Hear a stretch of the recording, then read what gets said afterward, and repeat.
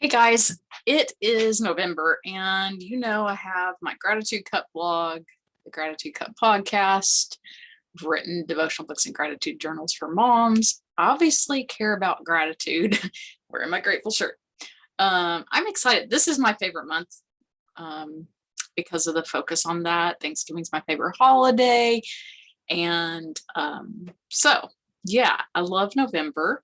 I love the topic of gratitude. And today, I just wanted to encourage you to think about ways you can genuinely express gratitude and appreciation to people you come across on a regular basis.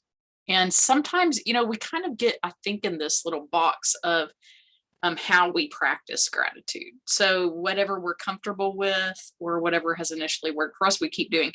An example would be when I started practicing gratitude, I was 28 and I had just started my journey through a 12-step recovery program. And my sponsor, who's kind of like a mentor in recovery, gave me an assignment to create a unique gratitude list with 3 items. They had to be completely unique to that day and very specific, and I could not repeat those items. So it couldn't be things like, I'm so grateful for my coffee, and I'm so grateful that for the good weather, or I'm so grateful for my warm house. Well, it's great to be grateful for those things, but the point of the exercise was to focus on being in the moment, focusing on what's specific to that day or that moment, and kind of developing greater appreciation and gratitude for what each day brings that's unique. And it did help me with that a lot, but I had to do it for over 3 years because I was naturally so critical, analytical, pessimistic. I like to think I was realistic, but I was probably pessimistic, probably more realistic now. So that's a great practice. Doing a gratitude list of any kind, especially the more specific that it is a wonderful practice to help you develop a habit of gratitude.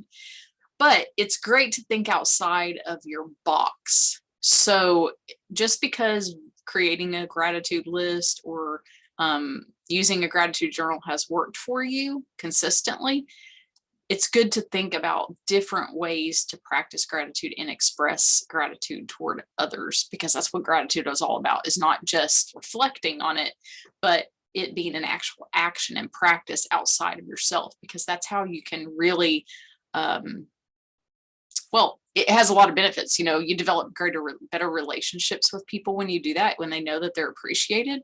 Like, who doesn't want to know that?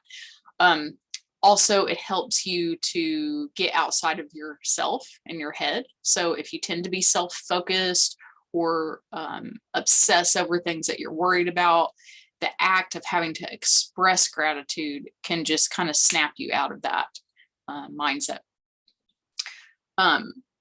So this morning, I was at Morningside Coffee House in my small town, and I just noticed how hard the people were working. I've noticed it before, but this morning it was kind of chilly and they were having to run outside at certain times because the drive-through line was really long. And it just really made me appreciate them. But I didn't know, other than saying thank you, which I always do, I didn't know, like, what can I do for them? What's something that I can do to show my appreciation? Are there other ways that I can express gratitude? And it can be little things like making sure that I clean up the area that I used, telling other people about their business, which doesn't seem like a big deal, but, expressing gratitude or appreciation on social media can actually go a long way in helping a business owner.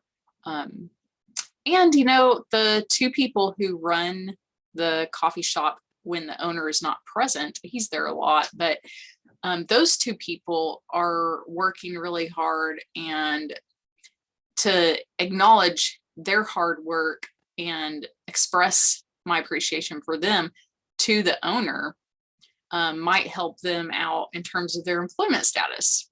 And so those are just some things I thought about this morning, like some little to-dos for me. And I mean, it's easy to overlook those because we can often think, who cares? It's just where I get coffee. They're just doing their job. Yeah, but they're doing it well, and they're doing it with extra effort. They take a lot of care in knowing what each person wants, especially their regulars.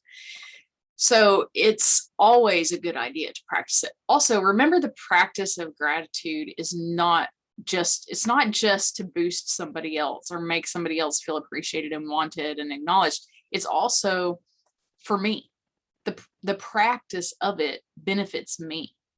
It changes me. It changes my perception. It helps me the next time that I'm there. If I do these actions, which I will, then it's going to help me when I go in the future to be more patient if they're running behind, or to just help me develop kind of better rapport with them.